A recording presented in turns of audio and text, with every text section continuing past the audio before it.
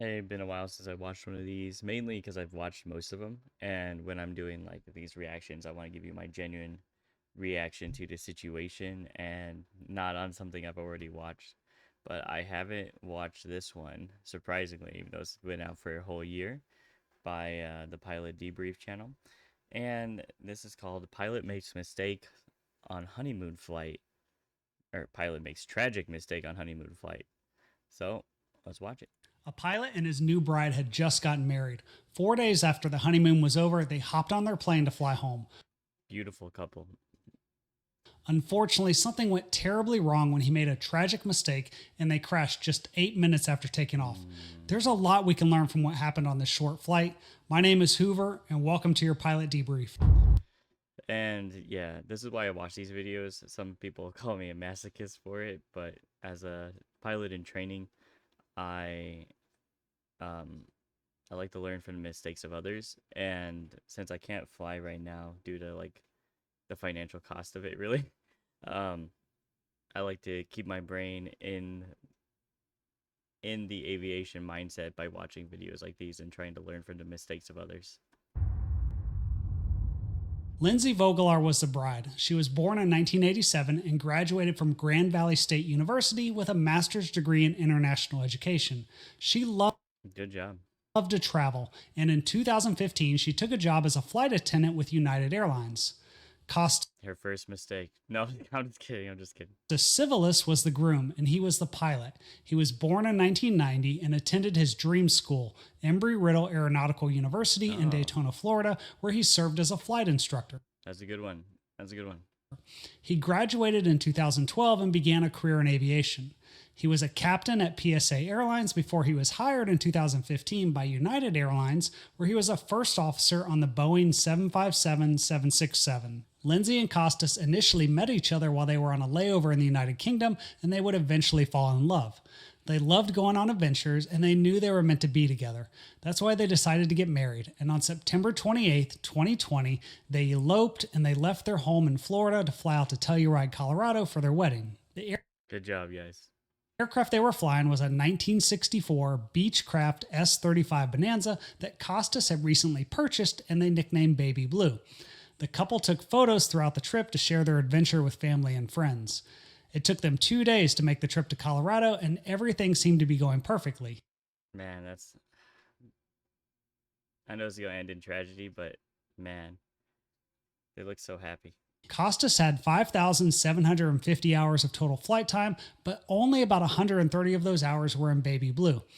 Yeah, this goes to show you how easy mistakes can be made, even at high levels of experience.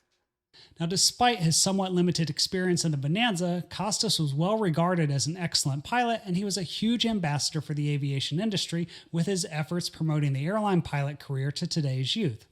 That's why, to better understand the tragic mistake on this flight, we need to start by taking a closer look at where they were flying. The most important thing you need to know about Telluride is that the airport is over 9,000 feet above sea level, making it the highest elevation airport in the United States. Oh, that's cool. I didn't know that.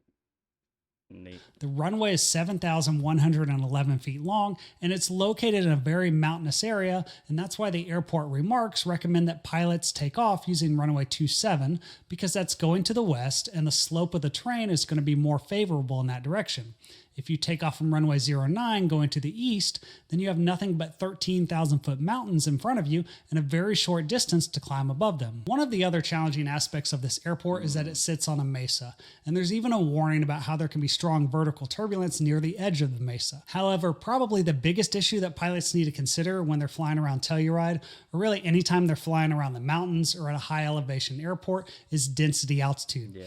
Now, I've mentioned this in several other videos on my channel, but the easiest way to think of density altitude is that it's the altitude that your aircraft feels like it's at. Costas did 2 flights out of Telluride on the day that he crashed. We're going to take a look at that first flight in a minute, but for now, we know from the investigation that when he took off, even though the field elevation was 9,078 feet, his aircraft was going to perform like it was taking off at 10,000.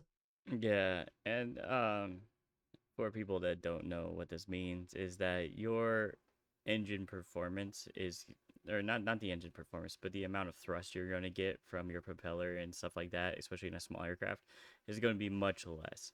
So the things that change on this are like flap settings, possibly, definitely the amount of power settings, and your speed that you're aiming to be at to climb, and things of that nature. It's also going to like take you longer to do stuff. Like so, the ground roll and everything like that is going to be longer. 858 feet. The problem with density altitude is that the higher it is, the worse your aircraft is going to perform. See? That's because at higher altitude, the air is less dense, and a normally aspirated engine will lose about 3.5% of its horsepower for every 1,000-foot increase in density altitude. There you go. That means even though Baby Blue might produce about 285 horsepower on a good day down at sea level in Florida, where Costas was doing most of his flying, she's only going to have about 175 horsepower when he took off from Telluride, and that's a pretty big difference that you have to take into consideration when you go flying. The other problem is that as the air gets thinner, your true airspeed increases about 2% for every 1,000 feet of altitude, which means your ground speed is also going to increase. Now, when you combine all these factors, you get less engine power, longer takeoff rolls, longer landing distances, and a pretty significant reduction in your aircraft climb capability. And that See, I told you guys. See, I know stuff. I studied. Julian, if you ever watch this, he's my CFI. If you ever watch this, Jay, man, see, I'm studying. I'm just doing it like a retard. I'm just kidding, man. I'm just kidding. Don't hit me. brings us to the first flight that Costas did on the day of the crash. On the morning of October 5th, 2020, just 4 days after they got married, Costas and Lindsay decided to take 2 photographers up on a sightseeing flight around the Telluride area. The ADS-B data from the flight showed that Costas departed from runway 27 and then made a turn to the left back towards the town. He initially offset to the right to avoid overflying the town, and then he headed up towards the canyon. And Man, that must have been a beautiful flight. I've driven through that area, and that must be a beautiful flight. my guess is they were trying to get a closer look at Bridal Veil Falls, which is located over here. One of the things you'll notice from the data is that as he made his approach, he was offsetting to the north and hugging the higher terrain to leave himself enough room to turn back to the right. And I actually thought this was a good decision because you never want to fly directly up the middle of a canyon, especially with rising terrain in front of you. Instead, you want to offset to the side to give yourself some more turning room in case something goes wrong and you need to turn around. The only thing I didn't like about this was that I thought he started turning around a little too close to where the canyon starts to narrow.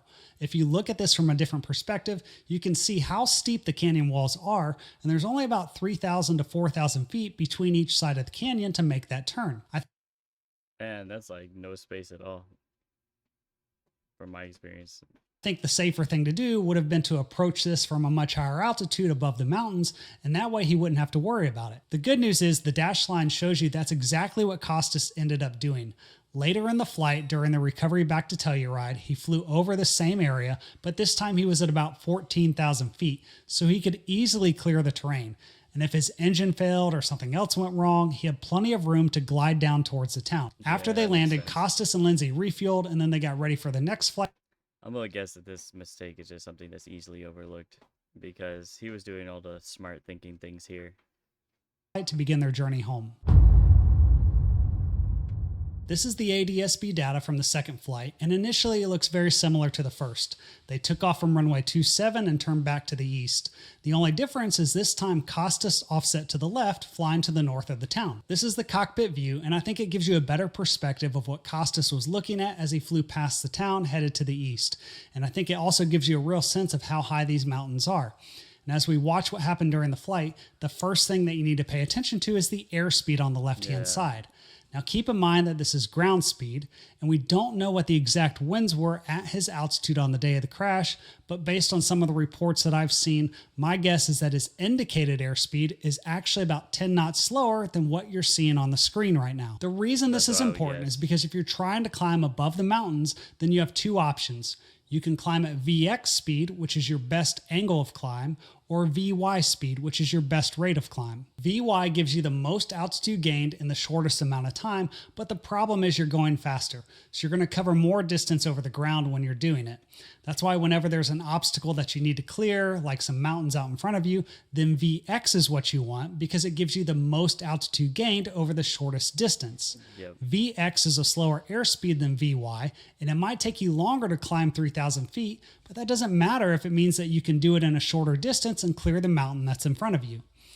Yeah, a lot of times when you use like VX and VY speeds, it's because you're clearing obstacles, right? That are right in front of you. So you're going to use it at airports with like a tree line right in front of you and things of that nature. Or more commonly, probably than trees, is power lines and buildings.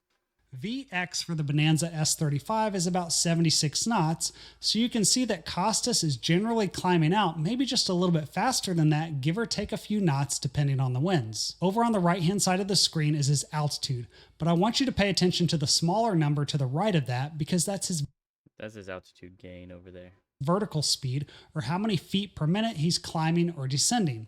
This isn't going to be precise because the ADS-B data is going to lag a little bit here and there, but in general, he's only going to be able to average a few hundred feet per minute for most of the flight up the canyon. It might be hard to tell from the simulation, but one of the problems that I didn't talk about earlier is that when you're flying low in a canyon like this, rising terrain can be very deceiving. It's hard to look out in front of you and figure out how fast that terrain is rising or how much room you have to climb. Hey, buddy. That's why it's so important to always leave yourself a way out. If we look at this map, the elevation near the base of the falls is around 9,500 feet, and it's only about 2 miles to the ridgeline where the elevation is closer to 13,000 feet. Yeah, so he wasn't gaining enough altitude. So on the side there, that's your feet gained per minute. So essentially, per minute, he was doing that. And for 2 miles in a plane, as the bird flies, he's gaining that. You're going to do those 2 miles in like minutes, right? Minutes, you know? That means based on his average ground speed of 90 knots, Baby Blue needs to climb about 3,000 feet per minute to clear the ridgeline, and that's something the aircraft is never going to achieve even if they were at sea level. I have to Yeah. interrupt for a second because after I finished filming and editing the video, I discovered something pretty shocking about the tragedy that I need to talk about. Oh, goodness. However, I want to be clear that what I'm about to share with you was not in the NTSB report, and it wasn't in the docket with all Oh, so maybe this is like an interview he did or something. the investigation supporting documents. You'll notice that one of the things missing from the docket is witness statements and interviews. Specifically, the NTSB did not interview the photographers that flew with Costas and Lindsay on the day of the crash. The reason I bring this up is because it's been reported that it was possible that the purpose of the first flight that day with the photographers was to scout locations for a photo shoot. And allegedly, the photographers were going to position themselves somewhere in that canyon to take a picture of the aircraft with a scenic background during the second flight. Now, I don't know if that's what really happened or not, and I'm even a little reluctant to share this with you because I couldn't independently verify the information. Yeah, so essentially these are the rumors. And if that was true, it might have influenced the pilot's decision to be flying so low. Like, so he could have flown lower intentionally for a better shot. But that's hearsay, right? Hearsay. However, I thought it was important enough to talk about because if it is true, then the tragedy starts to make a little bit more sense Yeah. because now we're talking about a scenario where Costas never intended to fly over the mountains and instead he was just trying to fly a little further up the canyon so he could turn back around and fly past the falls for a photo shoot. Even though Costas was a great pilot and he was highly respected, the NTSB could not determine how much high altitude mountain flying experience he had in single engine airplanes. And my guess is it wasn't that much because he started his aviation career in Florida and he was living in Florida when he bought Baby Blue. Even though the altimeter shows that he was around 12,000 feet, the density altitude at the crash site was 13,747 feet. And I think it's possible that he was offsetting to the left because maybe that flight that he did earlier gave him a little bit of false confidence in his ability to turn around in the canyon. At some point, he lowered the flaps, possibly to make the turn, but he just didn't have enough airspeed and he ended up stalling the aircraft. The two biggest lessons we can learn from this are that you have to understand how density altitude is going to affect your aircraft performance. And when you're flying in the mountains, you always have to leave yourself a way out. This Oh, I want to add like a third to this is that no matter how many hours you've accumulated or how good a pilot you are, you should always double check everything, because this wasn't a bad pilot. Like, nothing here shows this guy was being openly negligent. Like, maybe a little overconfident, but not openly negligent. This was just an extremely sad and tragic story because Costas and Lindsay didn't survive the crash. And my heart goes out to their family and friends because they were two incredible people. Yeah, that's awful. Like like he's about to say, my heart also goes out to them. That's so soon after your marriage, man. You had a whole life together. All that potential is lost. And, well, shoot, man. This is why I watch these, though. I watch them to learn because mistakes in the air can really cost you. You know, it can cost you your future, your life, and it can make a huge, terrible impact on your family and friends. Um, yeah, I like Pilot Debrief. He has a great channel. He's a good guy, and I appreciate people like him making these videos so that I can learn from him. And hopefully you guys learn something too. So like, subscribe below, leave a comment if you have something you'd like me to see, and have a great day. Bye bye.